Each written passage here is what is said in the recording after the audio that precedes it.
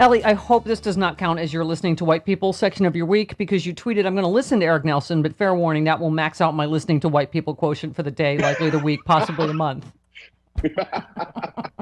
Yeah, I tried to recover my listening to white people's strength, in part because, as you pointed out, we sent a helicopter to Mars. Yes. Oh my God. Once they can get Drizzly to do that, like, I'm going. That's what we need. Okay. So I hate to, you only hurt the ones you love, but we talked about this a little before we got on here, but because, Maxine Waters said a thing, here he is, Eric Nelson. I just don't know how this jury, it can really be said to be that they are free from the taint of this. And now that we have U.S. representatives threatening acts of violence in relation to this specific case, it's mind-boggling to me, John. Oh, dear. Clutch. Well, I'll give you that Congresswoman Waters may have given you something on appeal that may result in this whole trial being overturned. Let me start by saying, okay, Elie, first of all, she did not promote violence of any kind. She was talking about protests, but go ahead.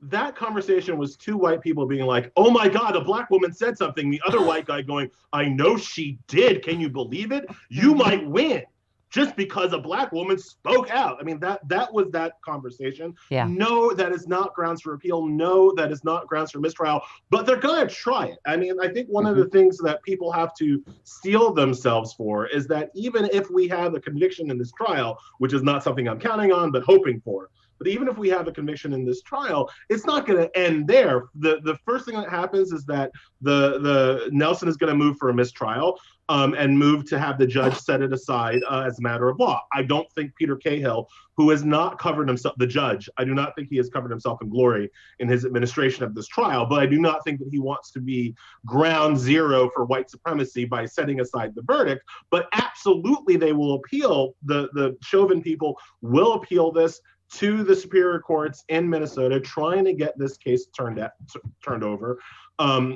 overturned. Yes, they're going to use whatever they can use to try to argue for a mistrial, to try to argue for an error in law in convicting this cop for murder, if that in fact happens. So this is not going to end, as Frederick Douglass might say. Power concedes nothing without demand, and in this case, white cops will not accept justice. They will fight and fight and fight to the last to escape accountability. Elie, I am briefly distracted from your very astute legal points by a child fleeing for its life behind you. Back and forth. Twice. That is amazing. Twice. Sir, what's happening over there? His little brother is sick. Not COVID. We got the test. Not COVID. Just regular good. Child sickness. And so he's playing nurse today. But he's 8. And so we gave him the power, which is the thermometer. So he's giving us like hourly updates. This hour, his temperature is 97.4. I will update you next hour. How cute. That's super cute. Okay. All right. You tweeted basically the only way the jury can acquit is if they fail to see Floyd as human.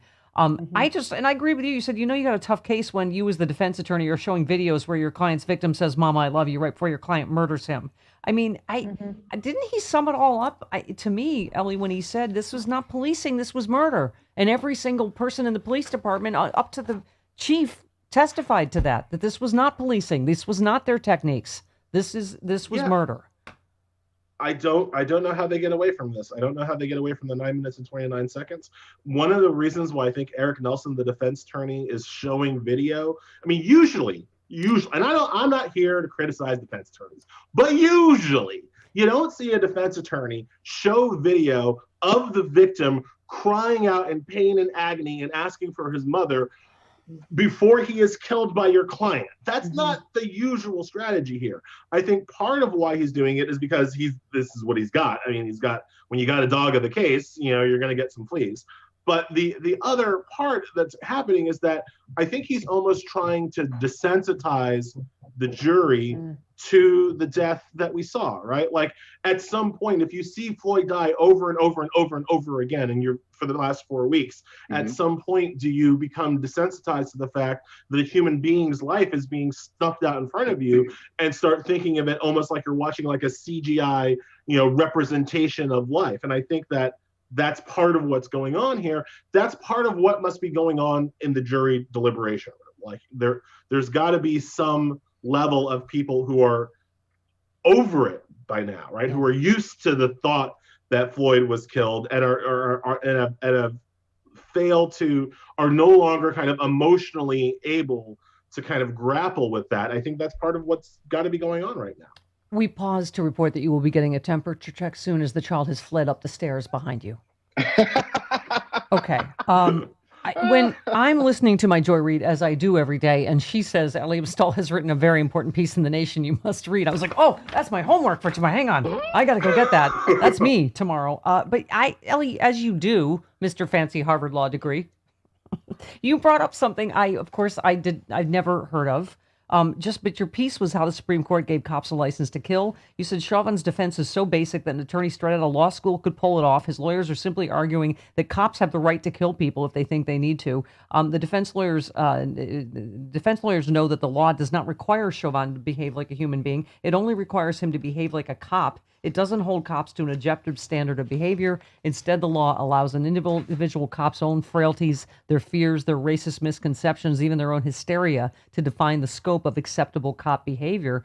And so you mentioned Graham versus Connor, which of course I always learned something from you, but I had never heard of this. It changed the use of force guidelines for police all across the country, allowing them to be more violent and homicidal. And so explain this case, because you said in the actual case, the court found a reasonable officer could slam DeThorne Graham's head into a car and break his foot because Graham was resisting arrest. Never mind, he was diabetic going into shock, who was being detained on the suspicion that he stole some orange juice, which he did not. Oh my God. So that's the case that started all this? So let's go back to first principles, right? Like what actually protects us from the cops beating my ass? And it turns out that the only protection I have, constitutionally speaking, is the Fourth Amendment. The Fourth Amendment says you cannot, protects the citizens against the state's use of unreasonable search or seizure.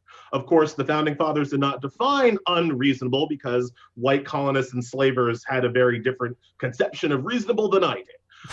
For most of American history, unreasonable has been defined by the reasonable, in fairness, white man on the street. Like, what would you think is reasonable? And that's the standard, right? Graham v. Connor in 1989 changed the standard from a reasonable man to a reasonable cop. So now, instead of like what would a reasonable human being do, cops only have to prove that they acted like any other officer would have acted in that situation. If any other officer in that situation would have been a violent homicidal maniac, then guess what? That's a reasonable cop in that situation.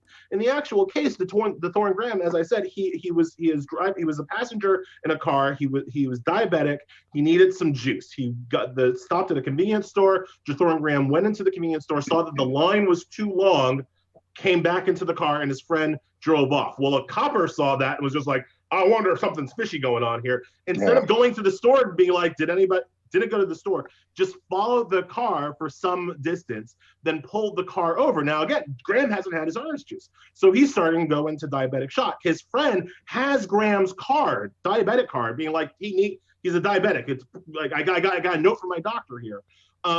The cop decides that he's resisting arrest. He slams Graham's head into his hood. He breaks his foot trying to get him into the car. Just brutalizes Graham, who later sues, right? By the way, after they subdued Graham, they finally went back to the store, who was just like, what the heck are you talking about? So they let Graham go. He sues. The Chief Justice of the Supreme Court at the time, William Rehnquist, ruled that instead of viewing Graham's lawsuit under the reasonable man standard, we have to only look at what a reasonable cop would have done in that situation. And of course, the conservative court decided that a reasonable cop would break a man's foot instead of reading a diabetic card. And that's been the standard since 1989. Well, that violence, and this is what I want people to understand, that violence begets violence, right? Because if one cop beats the crap out of me, then that sets a precedent that reasonable cops would beat the crap out of me for not having enough orange juice, right? And so then the next cop that comes along and maybe beats the crap out of me plus shoots me, well, that's just it's a continuation of the precedent, and that's where we are right now in this country.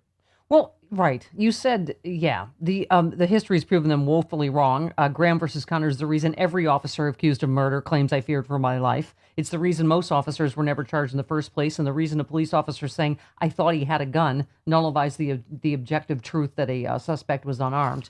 Plus, it made a great song in the movie musical Chicago, as you recall. He had a gun. He had a gun. Oh yes, they both. Oh yes, they both reach for the gun. Oh yes, they both reach for the gun. Sorry. Yeah. Okay, you are Amazing. all right. You are a straight guy that I did not think was going to burst into a musical number theater. there and know exactly what I was talking about. But okay. But you made another great point, Elie. You said before camera phones, it was nearly impossible to get white people to believe that cops acted like black people have always said they do. And that's exactly right. It's not that it's more prevalent. There's more phones. There's no more cameras. How many white people who think that Derek Chauvin is guilty? How many of y'all would think that he was guilty if there was no video? If you just had to take the word of bystanders at the scene versus the word of the cop. Because I tell you, without the video, Chauvin would be saying Floyd resisted arrest, that he was drunk and out of control, on drugs and out of control. He would have said that he did not kneel on Floyd for 9 minutes and 29 seconds. The cop would have said, I only kneeled on him for like a minute or two to subdue him. That's what Chauvin would say if there wasn't video proving him wrong. Yeah. How many of you would believe Chauvin in that situation with that video as opposed to what the bystanders would be saying? Because there'd be bystanders saying like, no, man, that cop kneeled on him for like 10 minutes. Who would you believe? And that is what we kind of keep running into. Without the video evidence, white people tend to believe the authorities and the cops, and they shouldn't. There's no reason. You're talking to all of us out here in LA, Rodney King land, in the OG first video, Rodney King, where we watched officers beat the living out of a man that it clearly was not resisting. But you talk about that in your piece. There's a long and ugly history of white people ascribing super strength to black people as a way to use to justify the use of deadly force, right? That he was going to, as you say, be infused with Black Panther and rise from the dead and just whatever. They think that we're stronger than we are. They think that we feel less pain than we do, and they think we can overpower people that we can't. They think that we're older than we are. I mean, you've been talking about my kid who's been running back and forth. He's 8. I haven't had to talk with him yet. I will, and I will have to talk with him, and that will have less to do with his age and more to do with his height. Yes. I mean, think about that. Yeah. His height, as he gets taller, he becomes more at risk. He becomes more of a perceived threat to white folks in my predominantly white neighborhood. And you're right. All the references to George Foster's size and height, and what kept striking me, as I've said before, Elie, is there's going to be no justice for George Floyd, because justice is if his little girl could get those shoulder rides that she talked about, like felt like she could touch the sky because he was so tall, and how much she loved that, and it's just. To have that used against you is, that's anyway. I mean, you just said it would be used against, and it would be used like I think about this a lot because I have not been to the gym for a year and a half. I'm a big guy. Yeah. I'm a big guy and I'm a loud guy, and I think about that all the time. My mom thinks about that all the time. Just how I would be perceived on the street, simply because of my size, puts me more at risk of my life should the cops get their hands on me. Yeah. I think about it all the time. You said summed it up the way I did. You said, I think it's pretty hard to argue you're a reasonable cop when the other cops testify against you. But the fact that it's even considered a valid defense strategy illustrates once again our laws are objectively pro-police brutality. The Supreme Court has given cops a license to kill people. And you just go on further to say, unless Biden and Democrats use their moment of total control of government to change the Graham versus Connor standard, the next cop who shoots an unarmed black person will claim he feared for his life, and the next one after that, and on and on and on. So You can change this by statute. You can change this by statute at the federal level. You can change this by statute at the state level to change our use of force guidelines of when it's okay for cops to use deadly force and what level of de-escalation they have to do it. Now, when I say that, cops will be like, oh, if you can't second guess the cops. You don't want us to hesitate in real time. No. I do. I do want you to hesitate in real time. I do want you to take an extra second or two to make sure that you're shooting the person for a good reason and not because you are hysterical. My standard, which I could not get past, but my standard would be a reasonable in fact standard. So like, if you think that the person has a gun, that person better have a gun, because if he doesn't have a gun, you go to jail. You do not collect $200. You go directly to jail. So when you tell a 13-year-old, stop and show us your hands, and he does, and you shoot him, there's consequence. Whether he'd had a gun at some point or whatever had happened, when you say stop or we'll shoot, implicit in that is we won't shoot if you stop and show us your hands. I mean, it's.